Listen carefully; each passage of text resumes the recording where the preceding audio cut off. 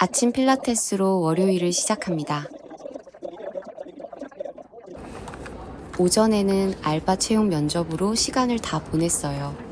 지난 영상에서 말했던 그 알바 공석 자리예요. 사실 몇 번 알바 면접을 봤었는데 채용이 안 되더라고요. 합격을 통보하면 입사를 포기합니다. 현재 저희 팀의 알바 시급은 11,000원인데 계속해서 알바가 안 뽑히니까 시급을 2만 원으로 높이자는 제안까지 나왔어요.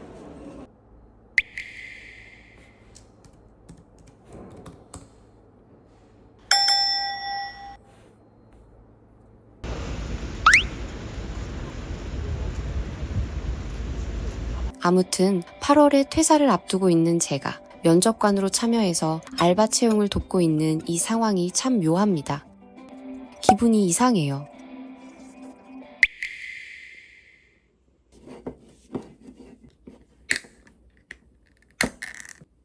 기분이 우울해서 맥주 한 캔 마시고 CJ 면접 준비를 했습니다.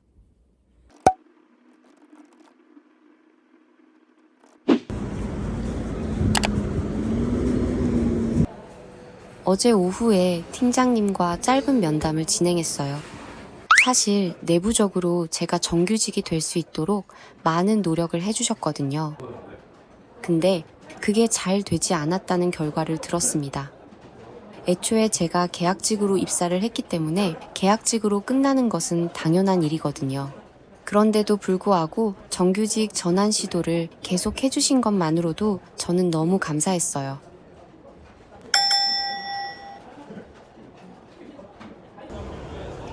지금 회사 분위기가 심상치 않거든요.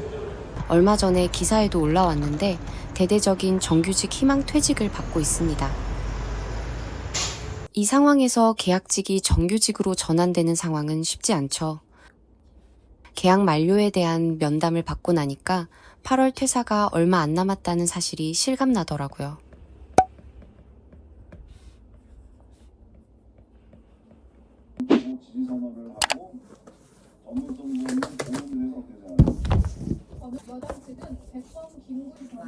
지난주에 올린 영상이 알고리즘을 타서 많은 분들이 댓글로 응원을 주셨어요.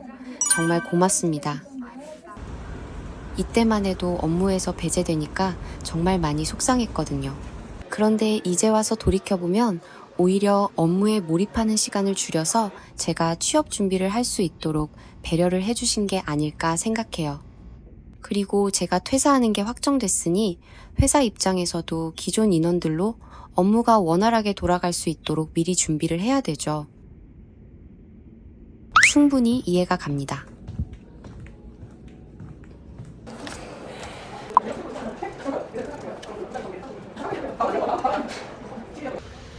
저녁은 밖에서 용돈으로 간단히 해결하고 집에서 계속 면접 준비를 했어요.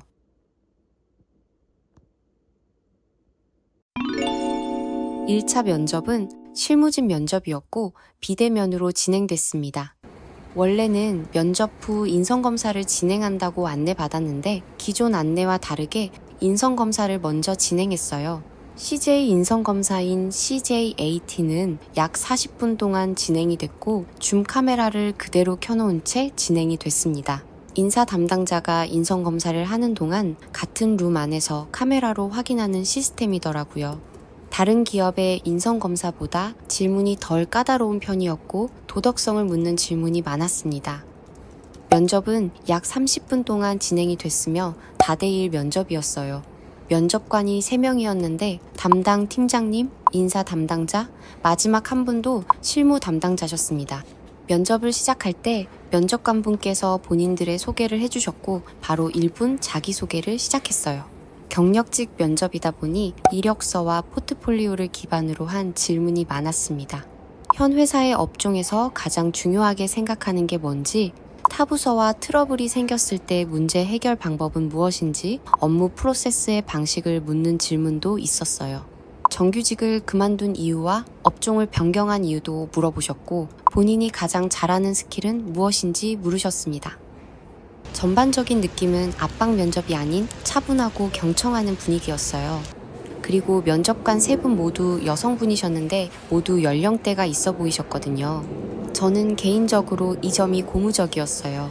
여성이 오랫동안 다닐 수 있는 회사라는 느낌을 받았습니다. 다음 날에 메일로 면접 프로세스 만족도 설문조사도 하더라고요. 면접을 보기 전보다 오히려 면접을 보고 난 후에 이 기업에 대한 선호도가 더 높아진 경험이었어요.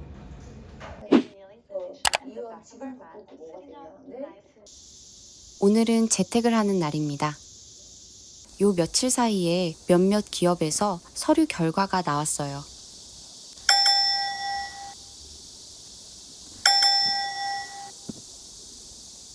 그리고 지난주에 면접을 봤던 CJ에서 면접 결과가 나왔습니다. 네, 그렇습니다. 면접 불합격. 오히려 면접을 본 뒤에 호감도가 더 상승했던 기업이라 아쉬움이 크더라고요. CJ 면접 불합격 후 원래 계획해놨던 울진 여름 휴가를 다녀왔어요. 이건 추후에 여행 브이로그로 천천히 업로드 할게요.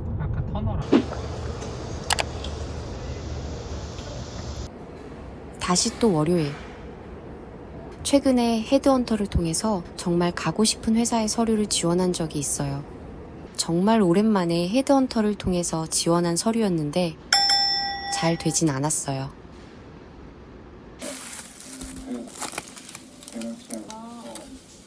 오늘 저녁은 김밥으로 대충 끼니를 해결하고 공기업 서류를 준비합니다. 공기업 공고는 가뭄에 콩나듯이 아주 드물게 공고가 올라오는 편인데 기적적으로 두 곳에서 공고가 올라왔거든요.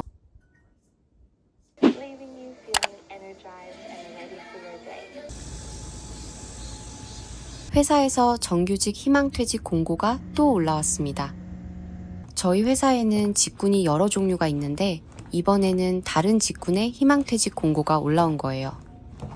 이전 공고보다 퇴직 조건의 범위가 넓어서 제 나이대도 조건에 해당되더라고요. 저희 팀에서도 조건에 해당되는 멤버가 몇 명 있어서 진지하게 고민하는 모습을 보았어요. 고작 30대 중반인데 희망퇴직을 고민하는 모습을 보니까 마음이 심란하더라고요.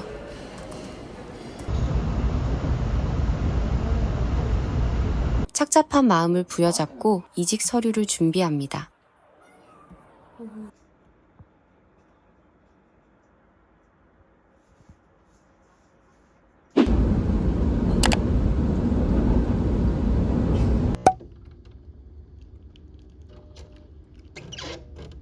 부족한 어휘력을 키우려고 오늘도 점심시간에 영어 단어를 외웠어요. 지금은 무조건 정규직 공고만 서류를 넣고 있는데요. 얼마 전에 꽤 괜찮은 직무 공고가 계약직으로 올라왔더라고요. 계약직이긴 하지만 회사의 비전이나 업무 발전 가능성이 높아 보여서 서류를 넣은 적이 있어요. 그곳에 덜컥 합격해버렸습니다. SK 계열사 같은 경우는 아무래도 계약직이기 때문에 면접을 보면서 정확히 판단해 봐야 할 것 같아요.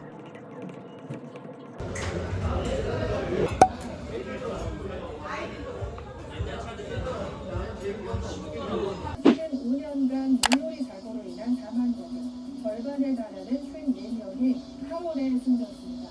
특히 여름휴가 병원을 가야 할지 알려주는 것은 오늘은 중요한 회식 날이에요. 바로 저의 송별회 회식이죠. 아무래도 제가 주인공이다 보니 정신이 없어서 1차 회식 영상밖에 없는데요. 회식 자리에서 예쁜 꽃다발과 감사패를 받았답니다. 감사패는 정말 생각도 못했던 선물인데 2년간 애썼던 노력을 인정받는 것 같아서 기분이 뭉클하더라고요. 좋은 사람들과 좋은 환경에서 행복한 직장 생활을 했습니다. 분명 이곳에서의 경험이 제게 큰 자산이 될 거예요. 오늘 영상을 끝으로 7월 브이로그는 끝이 납니다. 아슬아슬하게 될 듯 말 듯 줄다리기를 탔던 정규직 전환의 희망은 이렇게 막을 내렸네요. 제가 계약직으로 입사를 해서 쉽게 정규직 자리를 바랐던 것은 아니고 저 같은 경우는 상황이 조금 독특했던 것 같아요. 저는 원래 1년 계약직으로 입사를 한 케이스였고 곧 육아휴직을 들어가는 책임급 직원의 업무를 맡게 된 케이스예요. 그렇다 보니 계약직이지만 비중 있는 정규직의 업무를 맡아서 할 수 있었고 나름 커리어적으로 얻어가는 게 많아서 좋았어요.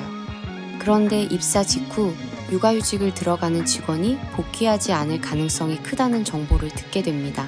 이 내용은 더 세부적으로 말씀드릴 수는 없지만 결론적으로 그 직원은 이 자리에 복귀하지 않았답니다.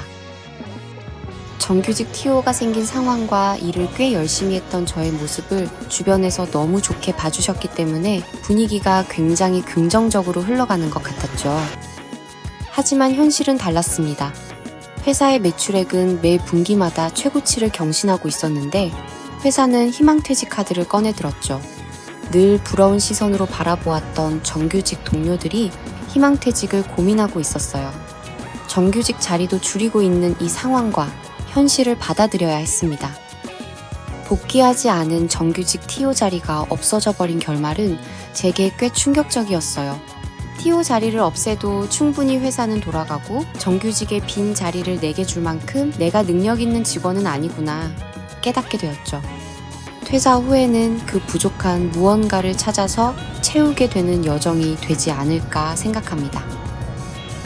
다음 영상은 SK 면접 후기와 함께 8월 브이로그로 진입합니다. 많은 기대와 응원 부탁드려요. 지금까지 제 브이로그를 시청해주셔서 고맙습니다. 모두들 건강하고 행복하세요.